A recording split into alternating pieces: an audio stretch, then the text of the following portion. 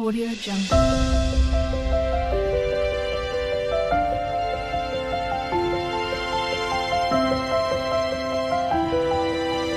Audio Jungle.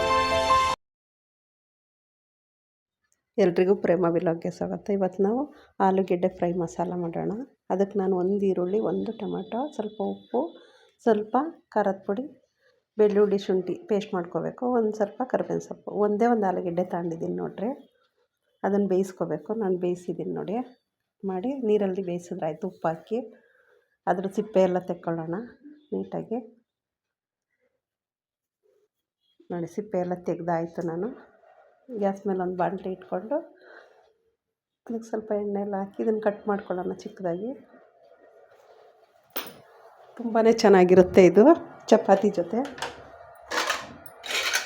ಏನು ತರಕಾರಿ ಇಲ್ಲದಾಗ ಈ ಥರ ಒಂದು ಆಲೂಗೆಡ್ಡೆ ಇದ್ದರೆ ಈ ಥರ ಫ್ರೈ ಮಸಾಲ ಮಾಡಿಕೊಂಡು ತಿನ್ಬೋದು.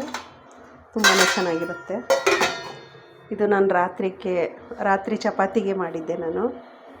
ನೋಡಿ, ಸ್ವಲ್ಪ ಸಾಸಿವೆ ಹಾಕೋಣ. ಎಣ್ಣೆ ಇಟ್ಬಿಟ್ಟು ನಾನು ಟೊಮೊಟೊ, ಈರುಳ್ಳಿ ಎಲ್ಲ ಕಟ್ ಮಾಡ್ಕೊಂಡಿದ್ದೀನಿ. ಶುಂಠಿ ಬೆಳ್ಳುಳ್ಳಿನ ಪೇಸ್ಟ್ ಮಾಡ್ಕೊಂಡಿದ್ದೀನಿ. ಯಾವುದೇ ಅಡುಗೆಗೆ ಶುಂಠಿ ಬೆಳ್ಳುಳ್ಳಿ ಪೇಸ್ಟ್ ಹಾಕಿದ್ರೆ ತುಂಬಾ ಚೆನ್ನಾಗಿರುತ್ತೆ ಈ ಥರ ಮಸಾಲ ಫ್ರೈಗೆ, ಅಡುಗೆಗೆಲ್ಲ. ನೋಡಿ, ಈರುಳ್ಳಿ ಚೆನ್ನಾಗಿ ಫ್ರೈ ಆಗಲಿ. ಸ್ವಲ್ಪ ಕರಿಬೇವಿನ ಸೊಪ್ಪು ಹಾಕೋಣ.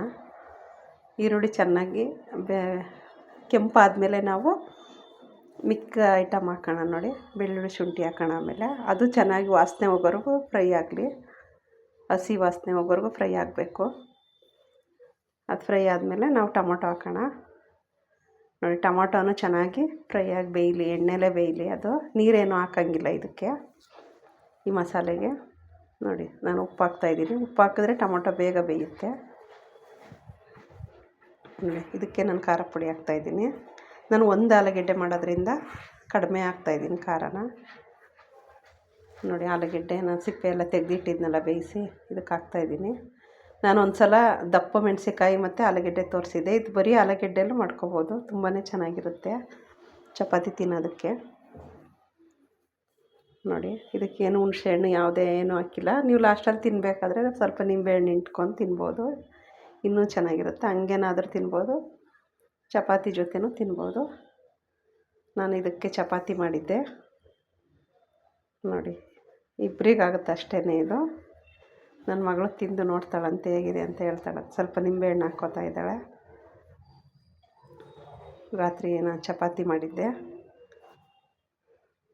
ತಿಂದು ಹೇಗಿದೆ ಅಂತ ಹೇಳು ಅಂದೆ.